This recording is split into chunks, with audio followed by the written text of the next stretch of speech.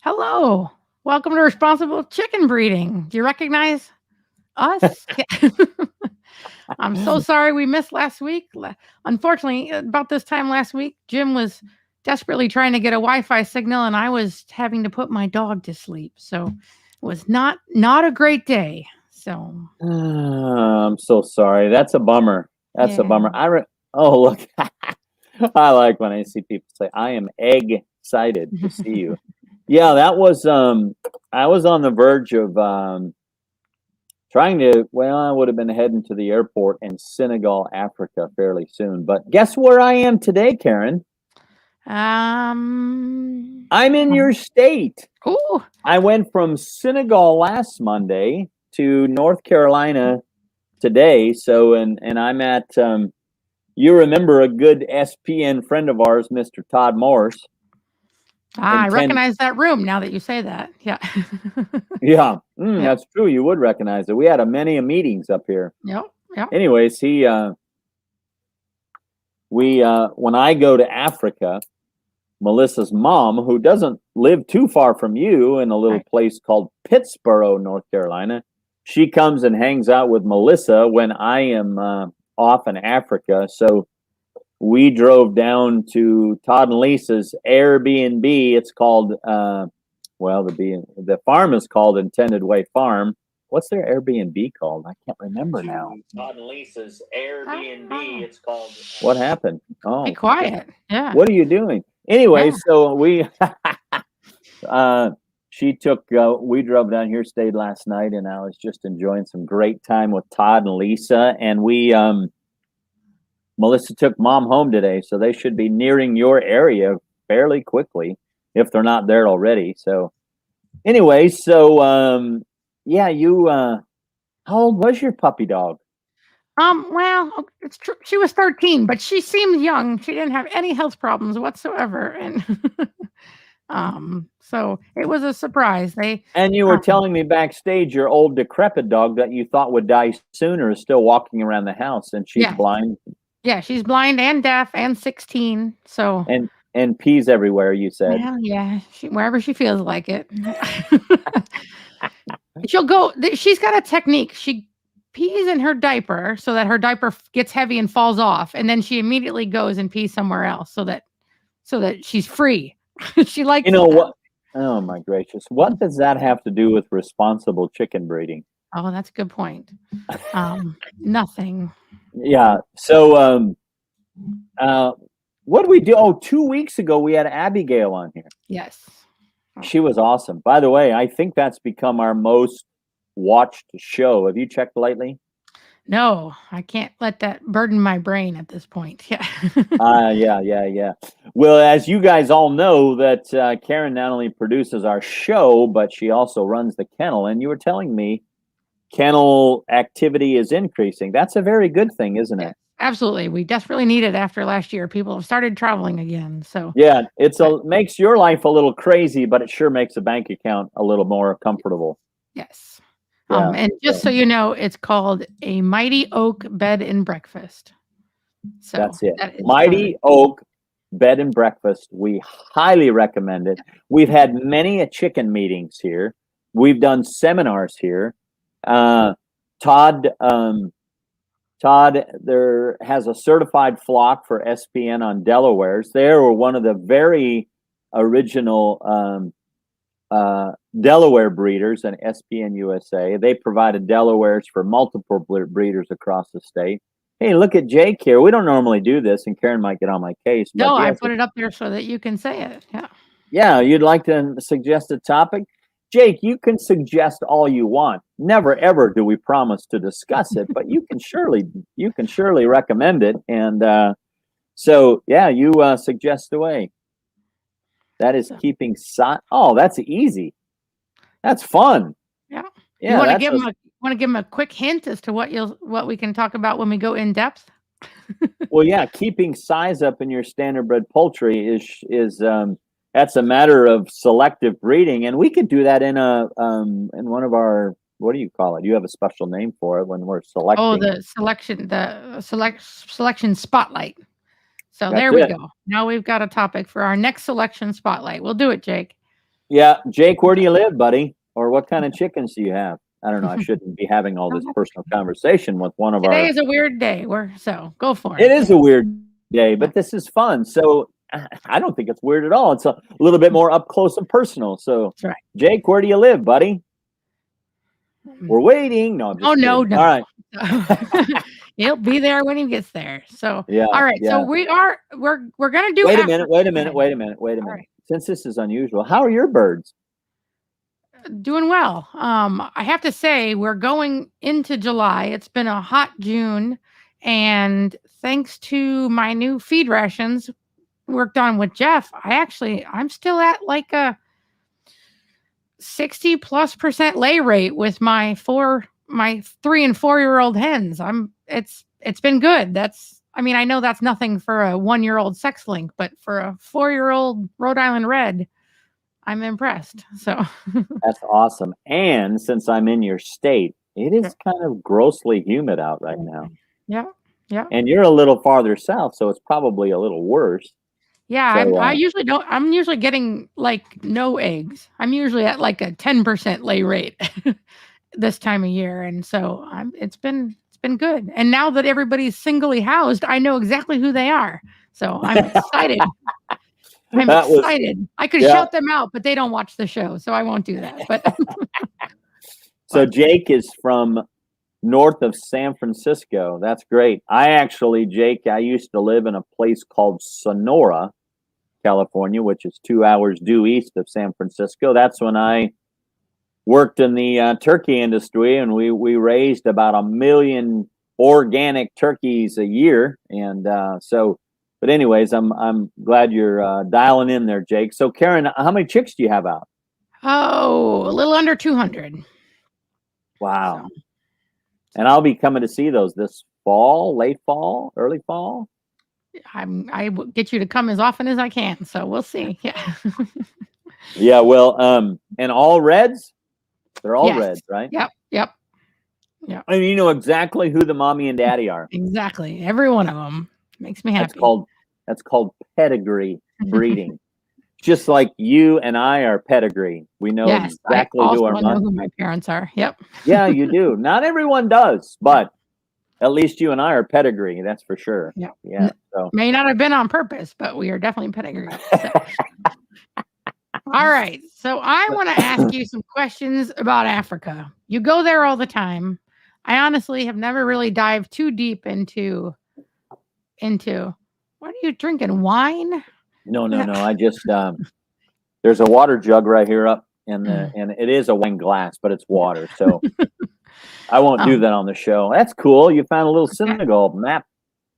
Yeah. So when you go to Africa, is it all, I know you don't go to the same place all the time. Are you always going for the same reason? Do you have different reasons for going? Yeah. So let me share with you, Karen, and our listeners a little bit of background of how we got involved in this international thing. So, we started SPN USA in December of 2010. Actually, it started not far from here in Winston-Salem, and I was doing an all-day chicken seminar. Don Schreider and I were actually teaching the seminar, and that was where SPN USA birthed in 2010. Well, in 2014, 4 years later, I got this random email from the Catholic Relief Services in Washington, D.C., and they said, "Hey, Mr. Chicken Jim," I don't remember what they called me, but we'll just use that. "We would like for you to come to Kenya, Africa, and to train some farmers in sustainable poultry production." Well, I'd never been to Africa, and of course, I email back and say, "Sorry, you got the wrong guy." And then they email me back and say, "No, we have the right guy." I said, "No, you have the wrong guy." So we went back and forth for a while, and finally, in September of 14, we went to Kenya. And all I did was, it was kind of it's the first time I went. Well, they had an agenda of what we were going to do, and that completely got changed because these people they just need a lot of very foundational things that needed to be established. And so that was such a successful trip that they invited me back. And by the way, Melissa went with me on both of these trips. They invited me back February of 2015, toward the end, and it actually leaked into March. And we took our 5 pillars of sustainable poultry production, of breeding and growing and feeds and feeding and processing and slaughtering and marketing and ongoing education. Took those 5 pillars, and I wrote a training, 40 hours of training, kind of like what we did at the poultry school. And we trained that in Kenya, and it was a huge success. And so on that very trip, I went from Kenya to Ethiopia. And then after that, on my way home we're flying from Addis Ababa, Ethiopia. You were there yesterday, right? Yeah, sure. Well, I was flying to Brussels, Belgium.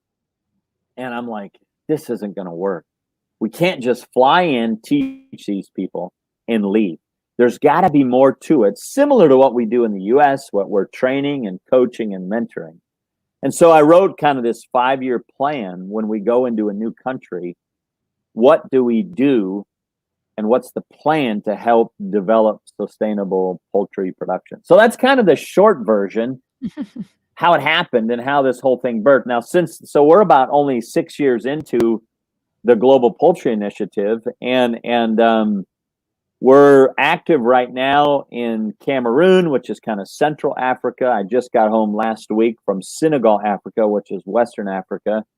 And then over in the eastern part of Africa and Tanzania is where I'll be going next in August. So, anyways, I feel like I could just ramble, but I'll let you ask me some questions. But when you go, that's generally the idea. You're doing basically the same thing, not it. You're trying to set up the same system. Yeah. We call, I'll tell all of our listeners, we call our show the Responsible Chicken Breeding. Well, the reality is that what I am passionate about and feel called by God to do is to teach what we teach on this show, and what we talk about in the USA is multiplying this all over the world. And as you know, Karen, because I disturb you with these comments all the time, the Tyson fast-growing chicken and the hybrid egg layers that lay a lot of eggs for about 12 to 14 months, and all these dead-end breeding genetics are not helping the rest of the world. And so we're, the same thing we talk about with Black Australorps or Rhode Island Reds or Plymouth Rocks or Wyandottes, like we did a couple of weeks ago. We're trying to replicate the exact same breeding principles, whether we're in Asia or in Africa or in the Ukraine or Guatemala. We're trying to teach, not more than trying. We are committed to teaching those basic fundamentals of breeding and growing and marketing, sustainable poultry. So, anyways. So you're going in. Have you ever been to, where did you say, Tanzania? You're going. Mm-hmm. So you're going to Tanzania, and what's the first thing you do when you get there? I mean, is there a group of people that are? That's a great question. Great question. So every country that we go to, we only go when we're invited. So I never wake up in the middle of the night or say, Karen, what country did you think of last night? Or get the map out and close your eyes and then go, boom, we're going there next.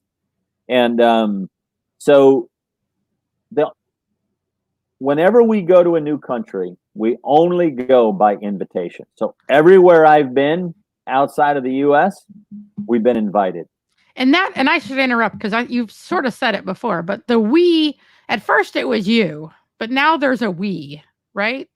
So yeah. So let me come back to that, because that's a great question, and try and remember that. But when I go into a country for the first time, there's 4 things that we do. We call it a survey trip. So for an example, there's this country called Bhutan. You ever heard of it? Yes, because I watched the Olympics. Yeah. Well, I never heard of that country. Well, that's where the Himalaya Mountains are, and it's a country that's just, let's see, it would be just east of India. Incredible country. Well, I've never been there. So when I go into a country for the first time, there's 4 things that we evaluate, that we look at. We call it a survey trip. And typically I do the survey trip just so we can do a little bit of research and see what's going on there. 4 things we evaluate. Number 1, they aren't necessarily in this order, but number 1 is the chickens. So when I go into a new country, I say, what do you guys have here? You know, and it's crazy how hybrids, even like Tyson Cornish Cross, fast growing broilers, they're everywhere. And eventually, you know, I end up seeing those. But so we evaluate the chickens and really just trying to get a pulse on, you know, what's the chicken activity in this country. The second thing is we always evaluate the feed. What kind of feed do they have? We ask what kind of grains will grow here, because, you know, in many places, Seth, Zimbabwe's, yeah, I know exactly where you're at. We've actually dialogued with some folks there. So if you're interested, send me an email. Anyway, so the feed is huge. Like where I was in April in Cameroon, Africa, we went to a place where we're hoping and praying to build this breeding center. And their 2 top grains they grow in this area of Cameroon are soybeans and maize, which is corn. 2 of the most important ingredients in chicken feed. So it makes a huge difference in a country if they can grow their own grains. There are countries where they're importing all the grain, which makes it incredibly expensive, you know, for the local farmer. So we evaluate the chickens, we evaluate the feed.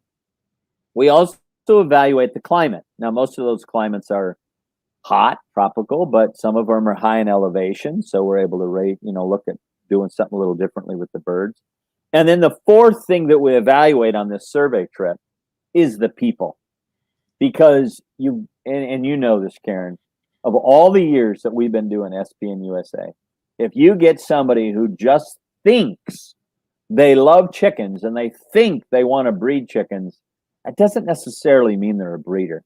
So I'm learning the hard way, not only from SPN USA, but when we go into a country, it's like, you know what? You're a feed guy, or you might be a marketer, but you're not really a breeder. So we got to, you know, we evaluate the people who are on the ground. Just because they're enthusiastic and they want to be a part of helping to alleviate poverty in their country or in their region of the country doesn't mean that they're necessarily a good breeder, or, you know, that'll be create a success story. So that's what we do when we go into a new country. Now, when I come home from that country, I sit down, we have a board of directors, and I share with them, hey, I think we got a good team on the ground. We can breed these birds or breed some kind of chicken.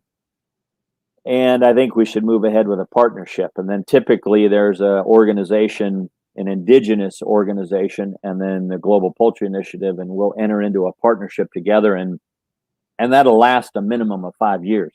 So that's exactly where we're at when it comes to Senegal. This was my 3rd time to Senegal.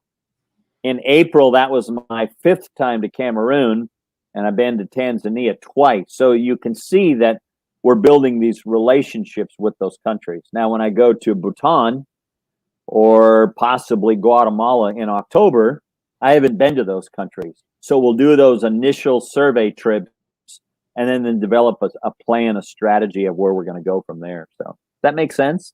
Yes, but now let's circle back to GPI. Tell me. Mm-hmm. So the Global Poultry Initiative, really, we birthed that 501c3 a few years ago. Oh, there's the website. Sweet. So GPI, we have a board of directors. We are a 501c3, and we're totally faith-based. And Karen put up there the website, so you can go look and navigate around it, and it's just like any other website. some of the pictures need to be updated, and I need to put some new videos on there. But we have a board of directors, and then the way we're structured, Karen, is really our goal is to have, the umbrella is the Global Poultry Initiative, but under each of those countries, our goal is to have, just like SPN USA is to have SPN Cameroon, SPN Tanzania, SPN Guatemala, SPN Canada, and the whole with the same mission of being able to establish sustainable poultry breeding opportunities to be able to help, feed people and alleviate poverty. And we have Cameroon is where I've spent the most. I told you, like 5 visits there. And we actually have one of our very first, I call him a director of breeder multiplication. Basically, he's just a chicken guy. But we sent him he's from Cameroon, but we sent him to Senegal. And that's where I just came from. And Christian is a phenomenal. He understands poultry genetics. He understands breeding. He understands selection. And he and I just last week went through a bunch of the first and second generation of birds that we're trying to develop and breed in Senegal. So there's definitely a we that is involved with the Global Poultry Initiative. Is that him? Mm-hmm. That's Christian. That's his name. Yep. And Christian just got married. And so one of the things, you might look at these birds, you can't, obviously this is he and I just discussing them, you might go, they're all different colors. Well, you understand that all across, there's 54 countries on the continent of Africa, and actually probably most of Asia as well. And most of all across Africa, you never find indigenous birds or birds that are sustainable that are all the same color. Now, I will tell you, and I'm gonna tag my friend Don Schreider in this because he really helped me with this. There's a tendency to go, you see some Colombian color pattern and some bards and some reds and this picture looks to me like any backyard in America. Yep. So, but yep. You're saying these aren't, they didn't order these from the hatchery and have them shipped in? Okay. No. Okay. So here's in the early days of being in Africa. There is a temptation to go pull out the red ones and mate the red ones. Pull out the Colombians and mate all the Colombians.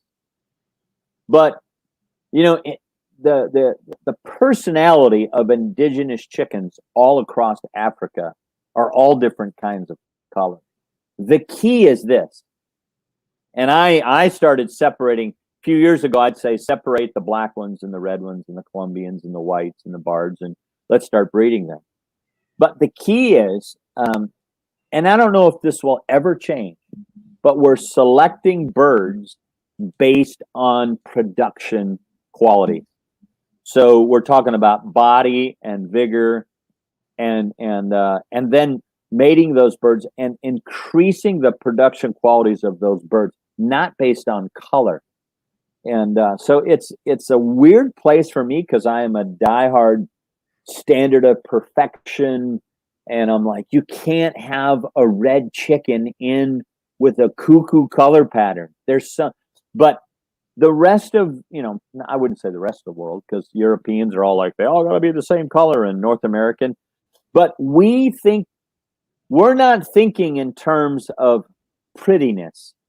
We're thinking in terms of producing a bird that's productive and profitable. And so when you get all these, different color patterns, and the reality is this, we're only 6 years into this. And there are birds that we're using that have come from India, or are some birds that people have been breeding in different parts of Africa. But the whole goal, what we're doing in Senegal, there's 2 birds we're aiming to develop. And actually one of them is an all red bird. Now it's not like a Rhode Island red, It's not that dark, but it is a red bird, and it actually came from Mali, and that's a country in Africa. And so we've got some of those genetics, and we're fixing those to improve them to be an egg-laying breed. The multicolored birds are going to be our meat chicken, and so things are very much progressing with the birds that we're breeding in Senegal. We're very, very excited about that, and so. But you sort of start over in each country, right? You're not taking birds from Senegal and taking them to Tanzania. It's not, those aren't states, those are countries. Those are very different climates. And yeah, unfortunately, it's very, very hard to bring birds from one country to the next. And so we are exploring possibilities of of actually doing that, like within Western Africa. But even to get into Land Cruiser, that's the ideal vehicle in any African country. To get into a Land Cruiser and go, hey, let's take 500 chicks and just take them to the next country, it would be brutal. It would be brutal. So I need to take you on one of these trips. Nope. You can help. You can do some power. You got a passport, don't you? Nope. Hey, by the way, we do not have a passport so that you can't drag me into these things. Like, sorry, can't go. So. Yeah, but aren't you? We can go up to northern Tanzania. You can watch the elephants running around and the giraffes and big I can't monkeys. even get away from my business for a weekend, and I'm not going to other countries. I'm not in that place in my life. So well, it just might change anyway. There you go. But am I being simple enough? Is this kind of giving you a visual of what happens? Yeah. Well, and it's sort of, it's the goal, right? So whenever somebody's picking out a breed, right, it's the same thing anybody starts with when they're going to start breeding chickens is, like everybody wants to start with what breed do I get? And then the pushback is always, well, what do you want to do with that bird? What do you want? What's your goal? What do you want to do? So I see that you're selecting the different birds for egg production than you are for meat production. Just seems to make sense. You might as well lean into their strengths and not try to straddle it so that they're both, and we do the same thing over there that we do here. We're evaluating. We want to make sure we have the right feed. We want to make sure we have the right feed. We want to make sure we have the right climate. We want to make sure we have the right space. The same things that we do here is what we're trying to address in any of these other countries. What was Joe saying? Oh, he's saying that I'm being obnoxious again. Yeah. That's how I take that.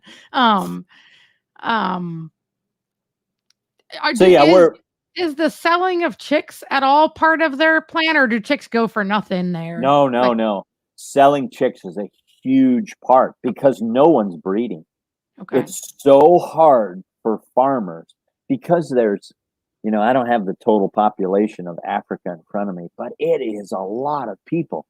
And so the opportunity to sell baby chicks far exceeds what we can do in the States. I mean, they're just desperate to have a productive chicken that they can raise. And there's so many out in the bush little people groups, and they want to learn how to the breed and grow. And so what we're doing, take Tanzania. Our goal is to have a nucleus of a large breeding flock. And what I mean by breeding flock, our goal in this wherever the main breeding hub is in Tanzania would be Dar es Salaam. We want to have a minimum of 400 to 600 female breeding females. And then in strategic parts of Tanzania is to have smaller breeding flocks of around 200. That way, what we're doing is we're building breeding security in that country so they're not dependent upon resources outside that country. Does that make sense? Yeah. And obviously, each country is going to have its own culture and its own that sort of thing. But I mean, is eating chicken and when you is eating chicken common? It's huge.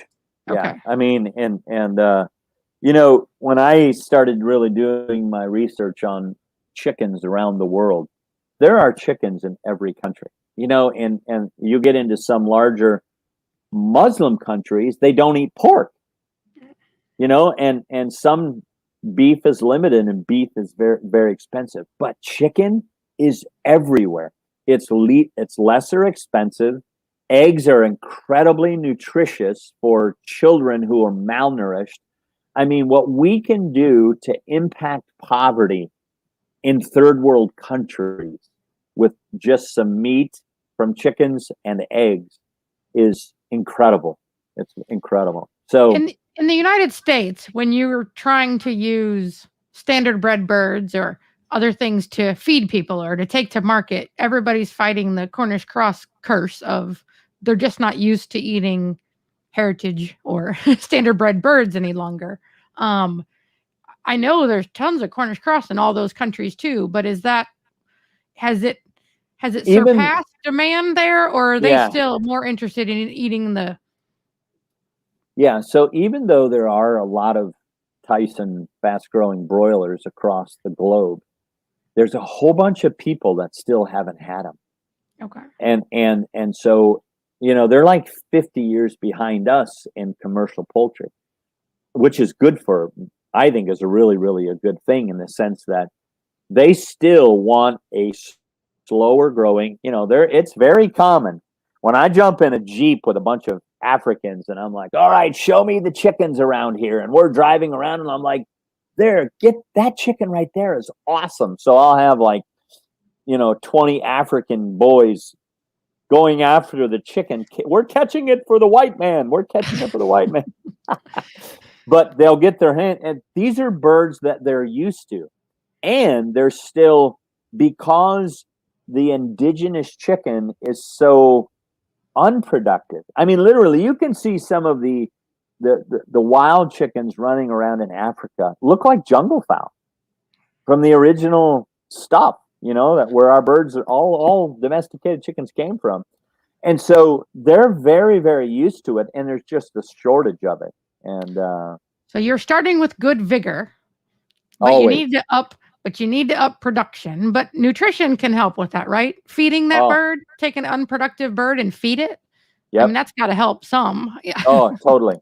Totally. And that's where, most of those birds that run around in Africa, they just eat scraps and they aren't given any kind of nutritional feed. And this is a whole nother rabbit trail that we've been down this before with Jeff and so forth, that they're still somewhat domesticated. Even the chickens across Africa have a certain amount of domestication to them, and they need a nutritional feed.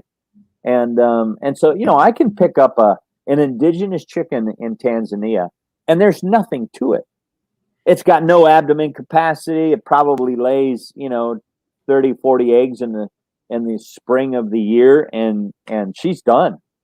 So, and a hen they're all broody. So a hen might do a 1 or 2 clutches of eggs a year, and then that's it. And when those chickens are gone, we're going to eat them. Then we're back to square one, So, I'm learning a ton about just all that's happening with chickens all over the world, So, is the hatching mostly done by broodies or by machines or?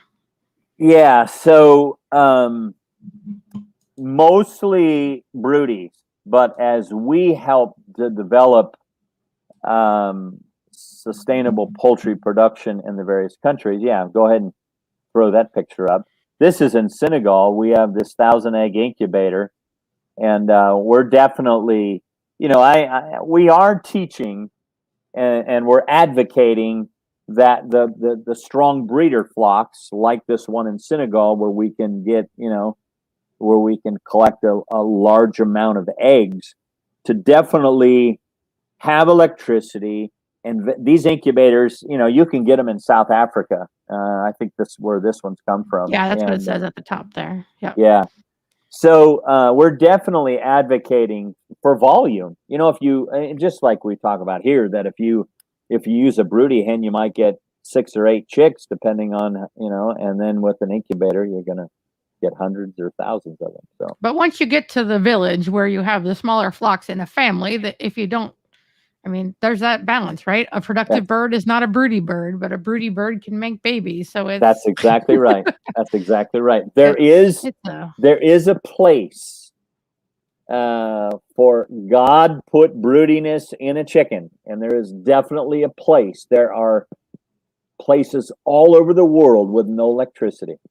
And so having broody hens is an incredible part of helping to maybe sustain a little family that lives in a grass hut. And so that's definitely a part of the bigger picture of what we're doing to help reach people and to alleviate poverty. Have you had any? This was what happened. I'm just thinking back again to people who start breeding, and then what happens to them? What's some of the things that kicks them out? Have you had any predators knocked out your entire breeding flock, or? Yeah, fortunately, I'll tell you what kills birds in Africa more than predators is diseases. And so, we lost our flock in Senegal had a type of I can't remember. It's a disease that we don't have here. I can't remember what we call it, but it took out 800 of our young birds this year. But again, Christian, who's our breeder of multiplication there, he's like, we'll breed from who survives. Just the same principle we teach here. We'll breed from who survives. We'll breed from those that survive. And, when I was there last week, we went through several hundred birds. And what opportunity for fresh graduates or are at the end of degree come to in poultry under the sustainable poultry. Did you want to read that? I can put that up. Yeah. What opportunities for fresh graduates or are at the end of degree come into in poultry under SPN? Send me an email. Can you put my email up there, Karen? Jim at spnusa.com. Anyways, because I will tell you, and I'm a little rabbit trail, but here's a little promotion is we need chicken trainers and people who love poultry, people who might be interested in doing some training overseas. We need funding. I mean, I'll tell you this, Karen, and that's why you should go. We have more countries that are asking for our help than we have manpower to be able to supply. So anyways, but we were talking about something and I wanted to come back to it. What was it? That's all right. Sometimes I don't know, you tell me don't put them up there, but I can block Jim from being able to see the comments, but we're not no, there yet. I like I like being able to see them. What I was thinking of was what was it?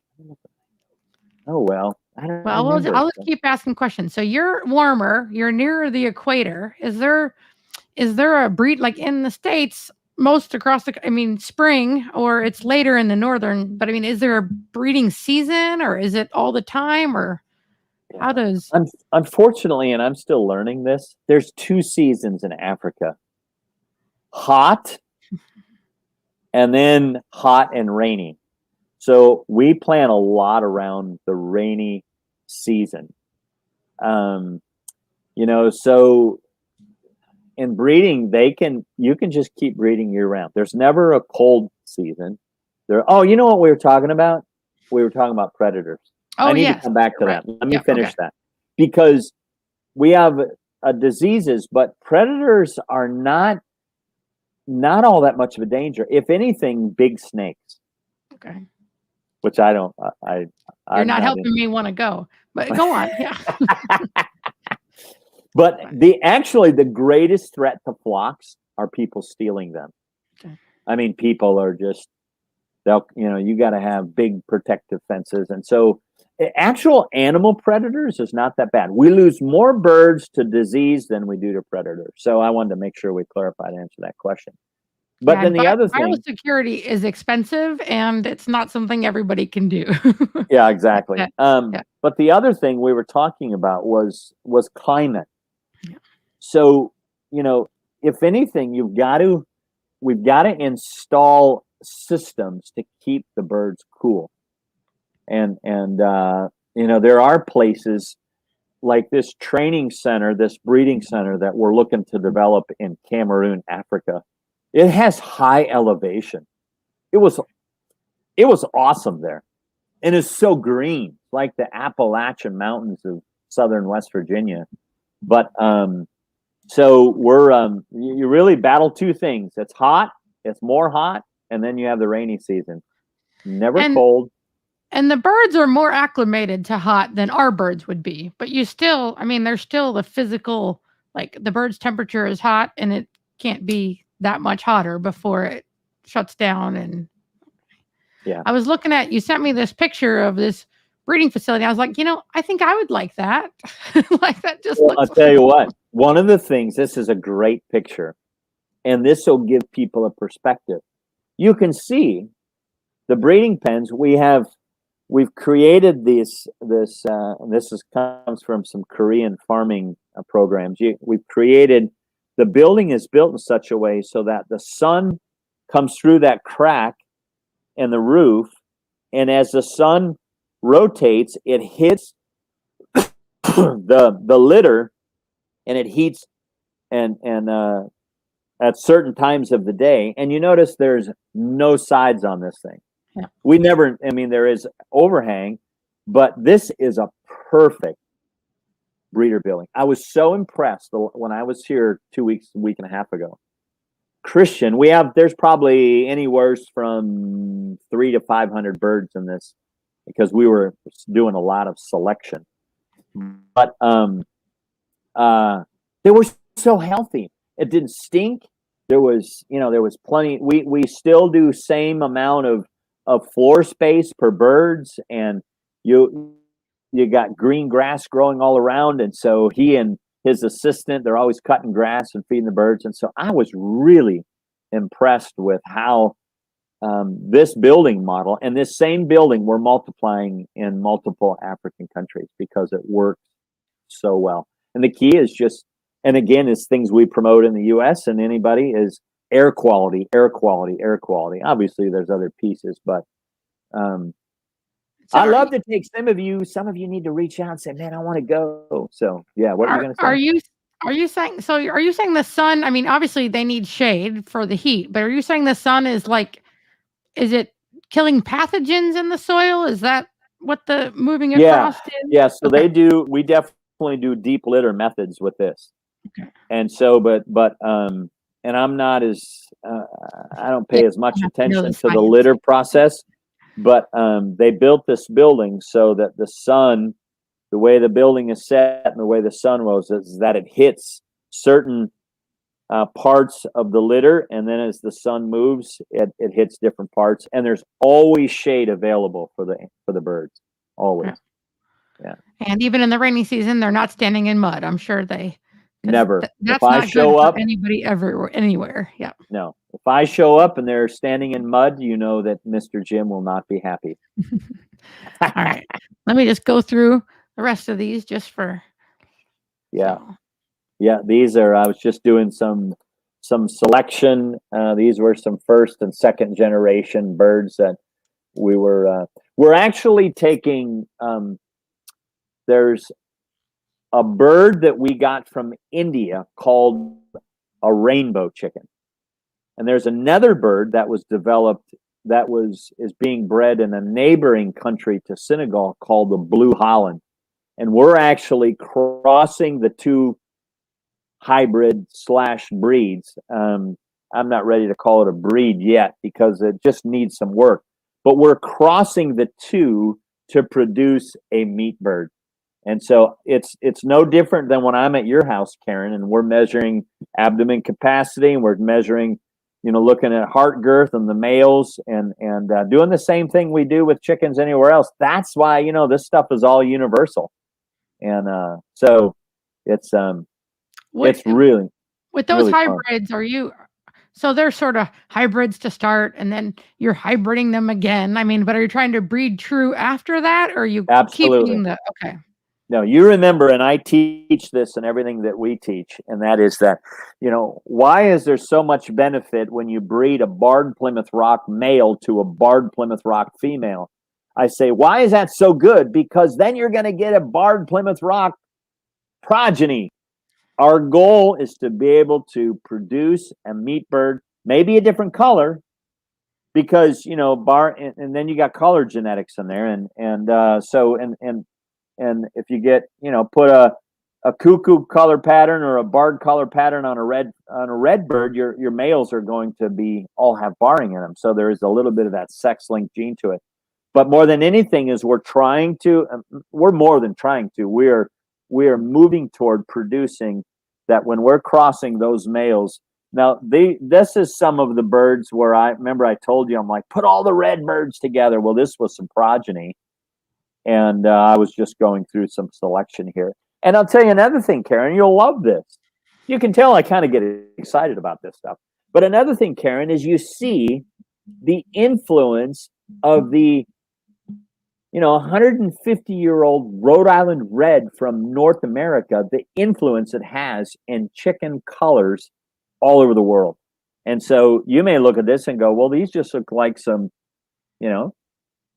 reds from America, maybe some poor reds from America, but these are actually some birds. These are either first or second generation when we separated some of the colors out, but we're not going to keep doing that. We're going to let some of the colors cross, and so that we can really focus on production more than trying to be Jim needs the same color, so what? Well, that's good. That's not because practicality is sometimes function over. Yeah. You're exactly right, Karen. What kind of maturity rate are you? I mean, week to slaughter. Obviously. Yeah. So Yeah. we're not much. We're not much different than a Delaware or an Australorp or a New Ham. Somewhere in the, our goal is to have it around a 12 to 14 week, like we do a Delaware in the States. Right now, see, one of the things about the marketplace in Africa is, if they get a carcass that looks, they're just glad to have a chicken. And so, a carcass that gets slaughtered a few weeks, at 11 weeks, that's smaller, no big deal to them. No big deal to them at all. I'm trying to remember those birds. This was a pen of a little bit of variation in color, but the body types on these girls were awesome. They were really, really good. And look at Todd, Jim, and Karen. Thank you for putting these SBN videos together for all of us who share. He's downstairs watching. Yeah, he's downstairs watching. Hi, Todd. Miss you. So, anyways, what else, Karen? I mean, I can't believe we've been talking this whole time about Global Poultry Initiative and chickens, and mostly in Africa. That's what we wanted to do today. So, yeah, I think if people have questions, they can get them in soon. I'm shorthanded at work this afternoon, so I do need to make sure we're on time. We're a little short. Is okay. Well, let me say this. Those of you, if you have any kind of international interest and you want to help out, look at Todd said hi, Karen. Please, my email is in the thread. Reach out, send an email, and I would love to involve or discuss with you further. But Karen, I do want to make sure we mention next Monday we have a guest, Neil Mahaffey. Neil Mahaffey is his name, and he is an old. I don't mean he's old age, but he's a friend that I've known for a number of years. I was going to say an old chicken friend, but Neil he facilitates a large chicken show in North Carolina, and he's an Old English breeder, isn't he? Yep, that's what we're going to talk about. We're going to talk about Old English games. Old English game, and he I don't know if he has large fowl and bantams. Did he say? You can ask him next week. That's what I'll do. What I'll do. But it'll be great to have Neil on the show next week. And let me look at my notes. Was there anything else? I think we're good. We're good. So, hey, Karen, thanks for. It was actually her idea. We had a couple of different directions we could go on the show today, and it was her idea to say, "Hey, let's talk Africa." And so, thanks for doing that, Karen. And yeah, we have like 25 people here. We do have one request that we branch into some other types of poultry besides the chickens. So I know you're up for that. You're a big turkey guy. Love But turkeys. he specified ducks, but maybe we could get on a duck person We could get on. I have bred a lot of different. You mean for another show or for Africa specifically? for another show. I Oh think yeah, another show. Yep. yeah. Karen, you just make a note. We'll talk ducks and with or without a guest. I bred Muscovies and Ruins and Pekings and I'd love to Cayugas. I love Cayuga ducks. So The apple yards are banned now. Yeah. you know, I've judged a lot of those and actually the apple yards when they came into the standard, they came into the standard at a waterfowl show that Dave Holderreed and I used to put on back in the 90s. So I have a little bit of connection to those apple yards. So And I know you'll never do it, but we talked Africa and you didn't mention guineas once, the one bird native to. Do you see them there? Do they run? I mean, do you see? very few. Okay. Very few. I think you got to go way out in the bush where you would see them wild. I see turkeys there. I'm like, how did that turkey get here? And of course, there is a lot of European influence on a lot of African countries. And so, anyways, Karen, this was fun. You need to get to work and really enjoyed our time together. And thank you all for sticking with us and listening and hearing about the Global Poultry Initiative. And remember, the website is globalpoultry.org. And Karen, I appreciate all you do. I appreciate all you do. And I pray that you will survive this lovely humid weather with all your red's got to be like panting. Yeah. I don't know. I've got same thing. If you build the right infrastructure, you get enough so you prepare for it. And then it's not as bad as it could be if you didn't. So, That's all right. true. See you Hey, next and week. let's remember, make a note. Let's get Todd Morse on the show and we can talk about cooking heritage poultry. Well, I think people would like that because we didn't all grow up with that. Yep. Yeah. So, All right. Thank you all. Thanks, Karen. See ya. Bye-bye.